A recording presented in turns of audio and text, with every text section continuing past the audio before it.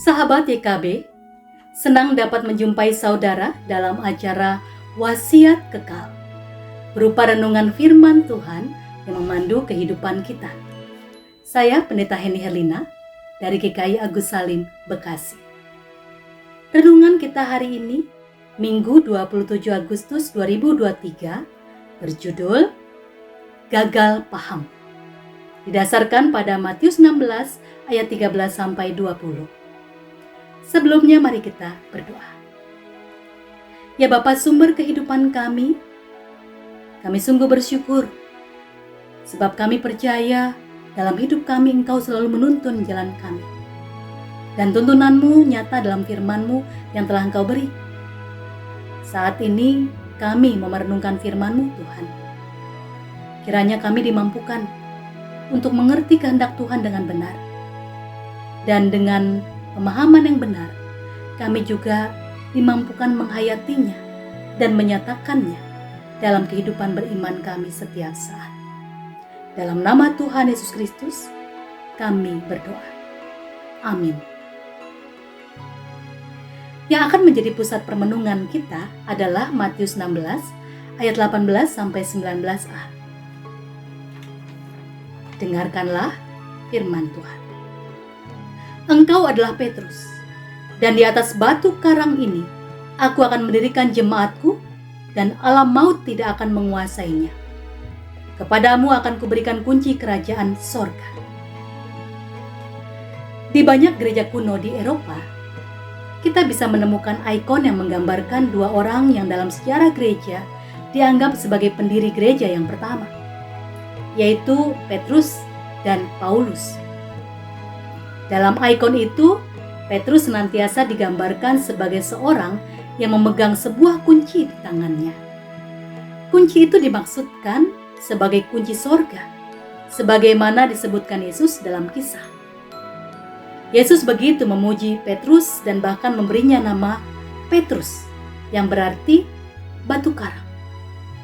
Yesus menilai Petrus bisa menjawab dengan benar pertanyaan yang ia ajukan kepada murid-muridnya. Kata orang, siapakah anak manusia itu? Petrus menjawab pertanyaan itu dengan mengakui Yesus sebagai Mesias. Namun, sayang sekali, Petrus ternyata gagal paham tentang kemesiasan Yesus. Dalam kisah selanjutnya, ketika Yesus mulai memberitahu murid-muridnya bahwa sebagai Mesias, ia akan menderita dan bahkan dibunuh, maka Petrus tidak bisa menerima pernyataan Yesus ini. Yesus yang semula begitu memuji Petrus, sekarang balik menegurnya dengan keras. Enyalah iblis, engkau suatu batu sandungan bagiku, sebab engkau bukan memikirkan apa yang dipikirkan Allah, melainkan apa yang dipikirkan manusia.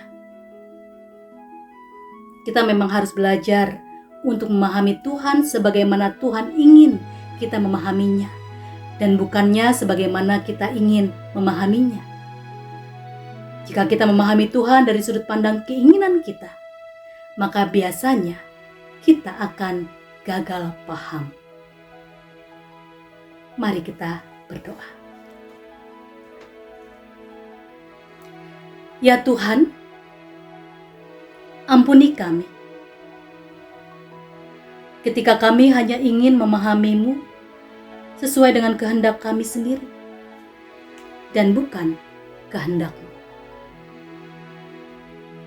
Amin.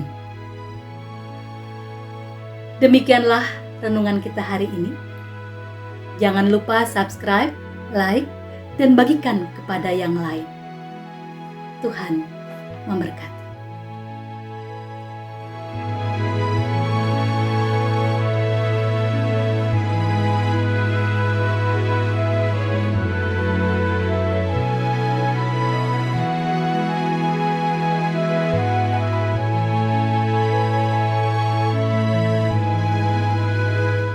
Sahabat, mari dukung pelayanan dan pekabaran Injil melalui YKB dengan membagikan link acara ini kepada sebanyak mungkin orang.